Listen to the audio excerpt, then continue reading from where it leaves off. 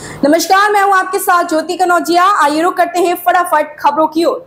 PM Modi और राष्ट्रपति Putin का याराना अंदाज दिखा। दोनों ने गर्मजोशी से एक दूसरे को गले लगाया। दोनों नेताओं ने मॉस्को के बाहर आधिकारिक आवास पर चाय के साथ एक अनौपचारिक चर्चा की।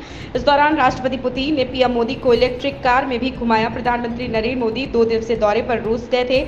यूक्रेन के साथ युद्ध की शुरुआत होने के बाद पहली बार पीएम मोदी ने रूस की यात्रा की। चैंपियंस ट्रॉफी का आयोजन अगले साल पाकिस्तान में होना है और इसके लिए पाकिस्तान क्रिकेट बोर्ड पीसीबी ने तैयारियां भी शुरू कर दी। इस बात पर सभी की नजरें हैं कि भारतीय टीम इस टूर्नामेंट के लिए एक पड़ोसी देश की यात्रा करेगी या नहीं। भारतीय क्रिकेट कंट्रोल बोर्ड ने आधिकारिक रूप से इस बारे में कुछ भी नहीं कहा, लेकिन बताया जा रहा है कि टीम चैंपियंस ट्रॉफी के लिए पाकिस्तान की यात्रा नहीं करेगी। नरेंद्र मोदी सरकार ने 2047 तक भारत को विकसित देश बनाने का लक्ष्य निर्धारित किया। आम बजट के जरिए सरकार की इच्छा विकसित भारत का रोड मैप तैयार करने की। प्रधानमंत्री नरेंद्र मोदी गुरुवार को देश के प्रमुख अर्थशास्त्रियों और विभिन्न क्षेत्रों के विशेषज्ञों के साथ बैठक कर आम बजट के संदर्भ में उनकी राय जानेंगे। इस बैठक के दौरान मुख्य रूप से आम बजट के प्रावधानों के जरिए विकसित भारत का रोड मैप तैयार करने, निवेश हासिल करने के लिए आर्थिक सुधार की रफ्तार तेज करने और मध्यम वर्ग को राहत देने के उपायों पर बातचीत होगी।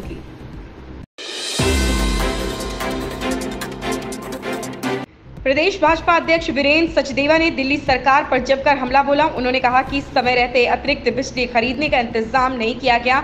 राजधानी में बिजली दरों में हुई बढ़ोतरी के बाद सियासत गर्मा गई। प्रदेश भाजपा अध्यक्ष वीरेंद्र सचदेवा ने दिल्ली सरकार पर जमकर हमला बोला। उन्होंने कहा कि समय रहते अतिरिक्त बिजली खरीदने का इंतजाम नहीं किया गया, प्रबंधन के लिए एक्शन प्लान तक नहीं बनाया। गर्मी अपने पीक पर पहुंची तो पावर कट होने लगे।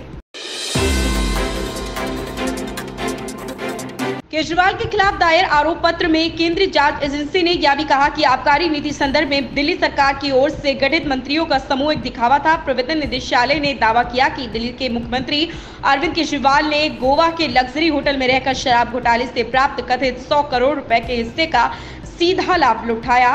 केजरीवाल के खिलाफ दायर आरोप पत्र में केंद्रीय जांच एजेंसी ने यह भी कहा कि आबकारी नीति के संदर्भ में दिल्ली सरकार की ओर से गठित मंत्रियों का समूह एक दिखावा था।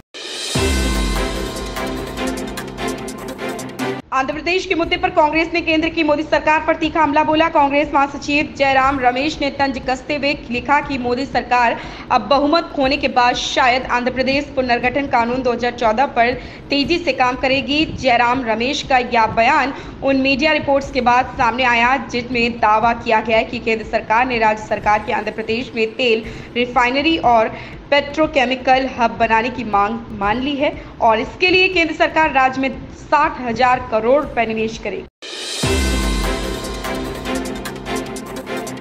बसपा सुप्रीमो मायावती ने हरियाणा विधानसभा चुनाव के लिए इनेलो के साथ गठबंधन का ऐलान किया। उन्होंने दावा किया कि गठबंधन राज्य में सरकार बनाने में कामयाब रहेगा।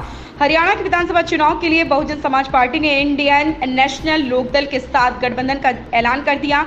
इसकी घोषणा खुद बसपा सुप्रीमो मायावती ने की। उन्होंने कहा कि बहुजन समाज पार्टी व इंडियन नेशनल लोकदल मिलकर हरियाणा में होने वाले विधानसभा आम चुनाव में वहां की जनविरोधी पार्टियों को हराकर अपने नए गठबंधन की सरकार बनाने के संकल्प के साथ लड़ेंगे, जिसकी घोषणा में मेरे पूरे आशीर्वाद के साथ आज चंडीगढ़ में संयुक्त प्रेस वार्ता की गई। सभी पर मुकदमा दर्ज करने के साथ विजिलेंस द्वारा आय से अधिक संपत्ति अर्जित करने की जांच के भी आदेश दिए। निलंबित किए गए सभी अधिकारियों पर संदिग्ध आदेश जारी करके भूमि अपने संबंधियों को दिलाने का आरोप है। जमीन हड़पने व कब्जा करने वालों के खिलाफ कड़ी कार्रवाई करने के सीएम योगी के निर्देशों का असर दिखने लगा। शासन के फिरोजाबाद में करोड़ों की जमीन हड़पने के मामले में बुधवार को सिरसागंज के एसडीएम विवेक राजपूत, नायब तहसीलदार नवीन कुमार, राजस्व निरीक्षक मुकेश कुमार सिंह, लेखपाल अभिलाष सिंह और एसडीएम के पेशकार प्रमोद शाक्य को निलंबित कर दिया।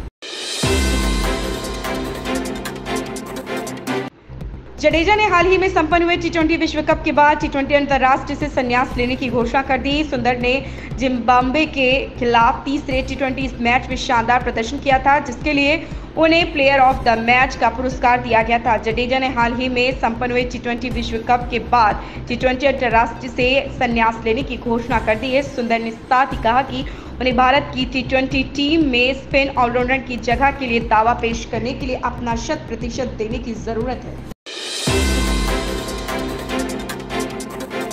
देश के सबसे अमीर व्यवसायी मुकेश अंबानी और नीता अंबानी के छोटे बेटे अनंत शादी के बंधन में बंधने जा रहे हैं। मंगेतर राधिका मर्चेंट के साथ कल शुक्रवार 12 जुलाई को अनंत 7 फेरे लेंगे। बेटे की शादी से पहले मुकेश अंबानी ने एक नेक काम किया, वह भी अपने मुंबई स्थित एंटीलिया पर। अंबानी ने शादी से पहले विशाल भंडारे का आयोजन किया। मालूम हो कि अंबानी परिवार घर में होने वाले शुभ अवसरों की शुरुआत अन्न सेवा से करता है। इससे पहले जामनगर में हुए प्री वेडिंग कार्यक्रम का शुभारंभ भी अन्न सेवा से किया गया था। इन खबरों में फिलहाल इतना ही। बने रहे हमारे साथ।